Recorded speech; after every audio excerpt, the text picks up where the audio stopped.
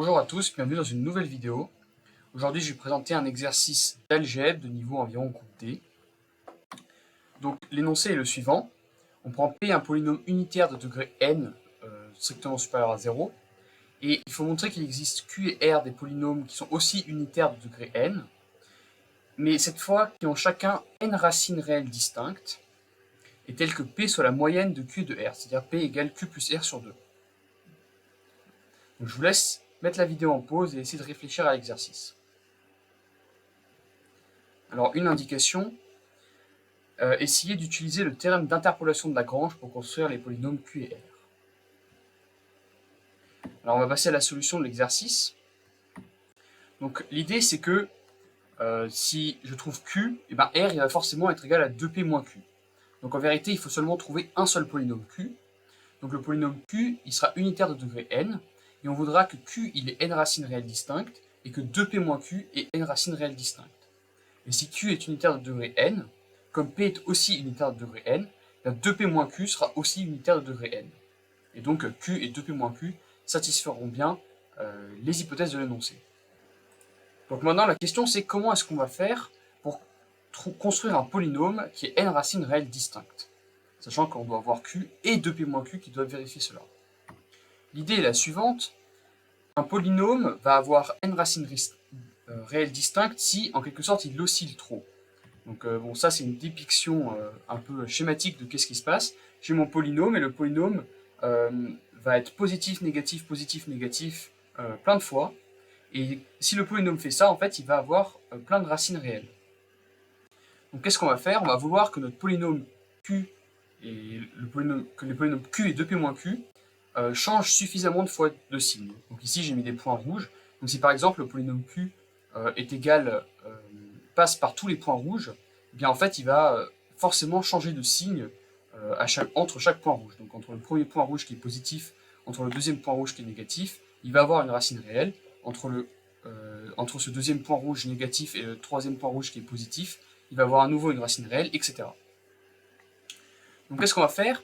Eh bien, on va essayer de construire un polynôme Q qui va être, disons, positif par exemple en 0, négatif en 1, positif en 2, etc. Jusqu'à par exemple en n, où il sera négatif, ou positif dépendant de la parité de n. Et on va faire en sorte que le polynôme 2P moins Q alterne aussi de signe. Donc comme Q, on va avoir tendance à le prendre positif, 2P moins Q, en général, ça sera plutôt négatif. Donc 2P moins Q, ça sera négatif en 0, positif en 1, négatif en 2, etc. Et l'idée, c'est que si on arrive à construire un polynôme comme ceci, eh bien, si je dessine maintenant à quoi va ressembler le polynôme, donc là, en rouge, vous voyez les segments qui relient les points rouges, eh bien, ce qui va se passer, c'est que mon polynôme Q va être forcé d'avoir une racine réelle entre 0 et 1, une racine réelle entre 1 et 2, une racine réelle entre 2 et 3, etc. jusqu'à une racine réelle entre n-1 et n. Et donc, si je fais ceci, je vais pouvoir trouver n racines réelles pour le polynôme Q. Et si j'arrive à faire en sorte que le polynôme 2P-Q alterne aussi de signes à chaque étape, eh bien, il aura aussi n racines réelles distinctes. Donc, comment est-ce qu'on fait? Eh bien, on veut trouver des valeurs de Q, Q de 0, Q de 1, etc. jusqu'à Q de n, qui vont vérifier que, donc ce que j'ai écrit là, moins 1 puissance i fois Q de i est strictement positif. Alors qu'est-ce que ça veut dire? Ça veut juste dire Q de 0 est strictement positif, Q de 1 est strictement négatif, Q de 2 est strictement positif, etc. Et ensuite, la même chose pour le polynôme 2P-Q, mais cette fois-ci que ça soit strictement négatif, ce qui voudra dire que en 0, 2P-Q sera négatif, en 1, ça sera positif, en 2, ça sera négatif, etc. Et je veux ceci pour tout 0 entre 1 et n. Donc si je réécris tout ceci en termes de conditions sur le polynôme Q, on obtient pour toute i entre 0 et n, je veux choisir Q de i qui va vérifier moins 1 puissance i fois Q de i plus grand que une certaine chose, donc le maximum de 0 et de ce terme 2 fois moins 1 puissance i plus 1 p de i. Mais de toute façon, ça c'est juste quelque chose qui est donné par l'énoncé, c'est juste une constante. Donc il faut juste prendre Q de i qui est soit suffisamment grand, soit suffisamment petit, je veux dire dans les négatifs, pour que cette inégalité soit vérifiée. Et dans ce cas-là, q de i satisfera les deux inégalités du dessus, et on aura bien trouvé le polynôme q qu'on veut. Donc on peut évidemment trouver de telles valeurs pour q de i. Donc maintenant, on se dit, très bien, on a trouvé n valeurs pour q de i, n plus 1 pardon, valeur pour q de i, entre 0 et n, et donc on peut juste faire une interpolation de Lagrange. D'accord, j'ai n plus 1, je veux fixer la valeur d'un polynôme en n plus 1 point, et je veux trouver un polynôme de degré n qui va passer par ces points. Eh bien on peut toujours faire ça. Mais il faut faire attention, il y a une difficulté. Quelle est la difficulté? C'est qu'ici, on veut que le polynôme q soit unitaire. Et si on fait notre interpolation de Lagrange, eh bien, on ne peut pas pouvoir faire en sorte que le polynôme q soit unitaire. En quelque sorte, on perd un degré de liberté parce qu'on force un des coefficients à être égal à 1. Et donc, quelle va être la solution? C'est qu'on va utiliser une sorte d'une interpolation de Lagrange un peu différente, mais qui va être essentiellement la même. C'est le lemme suivant.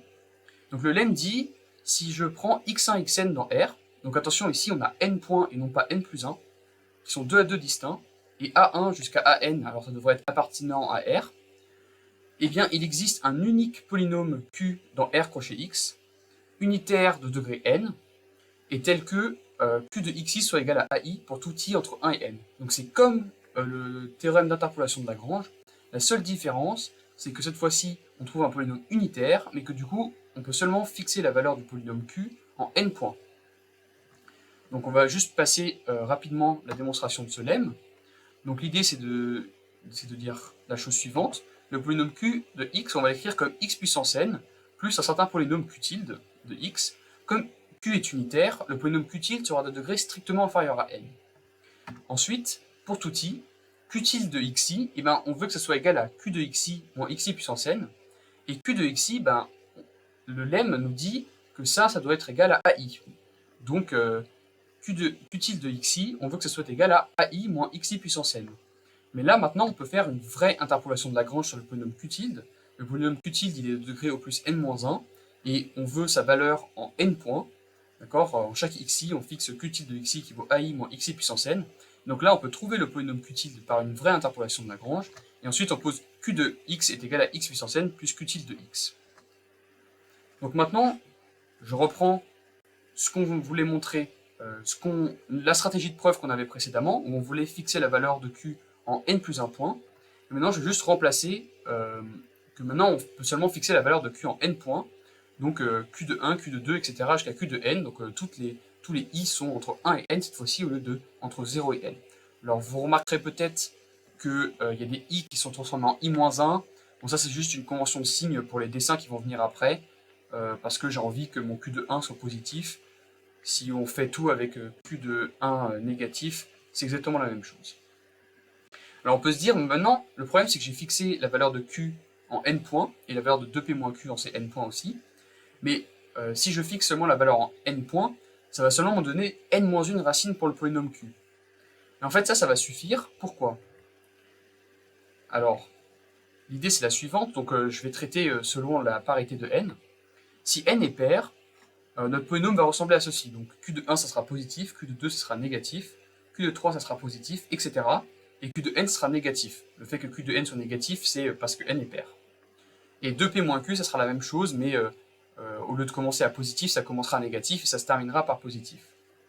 Et l'idée c'est la suivante, c'est que q c'est un polynôme unitaire, et un polynôme unitaire, forcément, ça doit tendre vers plus l'infini en plus l'infini. Et donc, après n, eh bien, je vais trouver une autre racine du polynôme q. Donc on a trouvé nos n-1 racines, on a une racine entre 1 et 2, une racine entre 2 et 3, une racine entre 3 et 4, etc. Une racine entre n-1 et n, et enfin une dernière racine entre n et plus l'infini, et donc on a trouvé n racines pour le polynôme q. Mais maintenant, pour le polynôme 2p moins q, il y a une petite subtilité, parce que là, si je dis que le polynôme 2p moins q tend vers plus l'infini en plus l'infini, ça ne me donne pas de racine en plus. Donc maintenant, l'idée c'est de dire que comme n est pair, et comme 2p moins q est unitaire, eh bien, il va aussi tendre vers plus l'infini en moins l'infini. C'est-à-dire que le polynôme va ressembler à quelque chose comme ceci. Et donc là, vous voyez que dans l'intervalle moins l'infini 1, eh bien, j'ai trouvé la nème racine du polynôme 2p moins q, et donc j'ai bien trouvé n racines pour à la fois le polynôme q et le polynôme 2p moins q. Donc maintenant, si n est impair, l'image est un tout petit peu différente.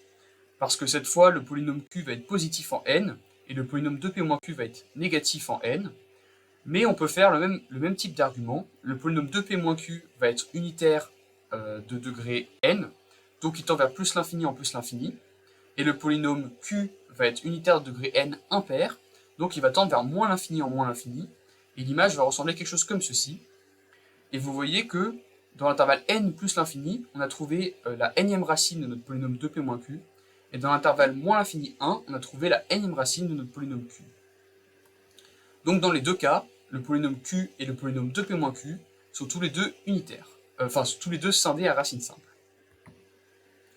Donc, pour conclure, on peut toujours trouver, dans tous les cas, cette construction de q donne toujours n racines distinctes pour le polynôme q et les polynômes 2p-q.